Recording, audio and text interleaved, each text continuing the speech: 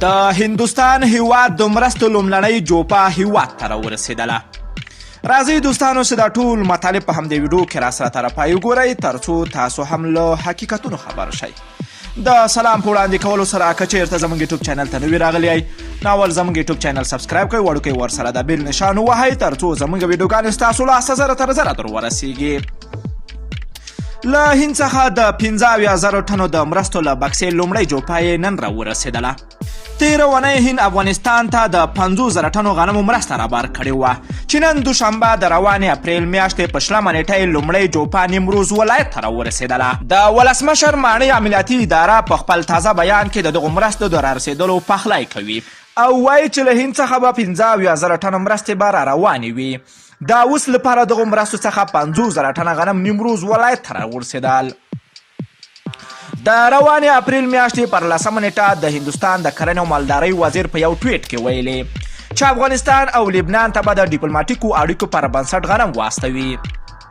دا په داسې حال کې ده چې د کرونا وبا په خپرېدو سره نړۍ سربیره د افغانستان هم له اقتصادي اړخونه په میلیونه ډالرو زیان ولیده چې په دې حالات کې په بازار او مارکیټونو باندې هم ژور اغیزه وشیندله. د اقتصاد وزارت د وروستیو معلوماتو له مخې د خوراکي او لومړنیو توکو په بیه کې تر اوسه 20 سنه لوړوالی راغلی چې دې حالت کې د خلکو ژوند د بېوزلۍ او فقر په لور بوولی ده.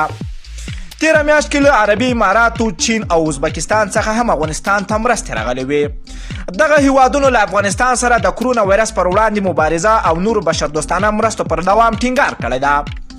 د ازبکستان مرستې رارسېدو سره سم په کابل کې د دغه هیواد سفیر وویل چې هیواد به له افغانستان سره خپلو بشردوستانه مرستو ته دوام ورکوي.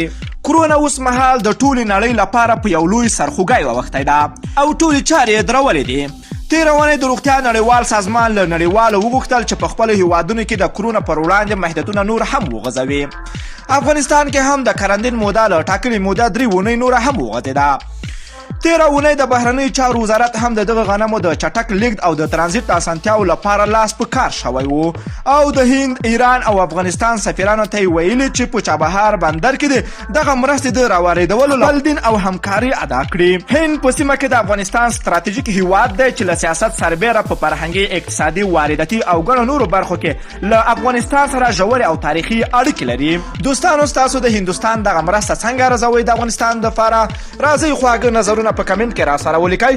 که ویډیو مو خوښه شوې نه حتما لایک او شیر کړئ. که غواړئ له همداسې تازه او دقیقو معلوماتو خبر شئ د پښتو نیوز چینل حتما در سره سبسکرایب کړئ. نور مو په پاک رب سپارم. الله مو مل ښه وخت درته غواړم.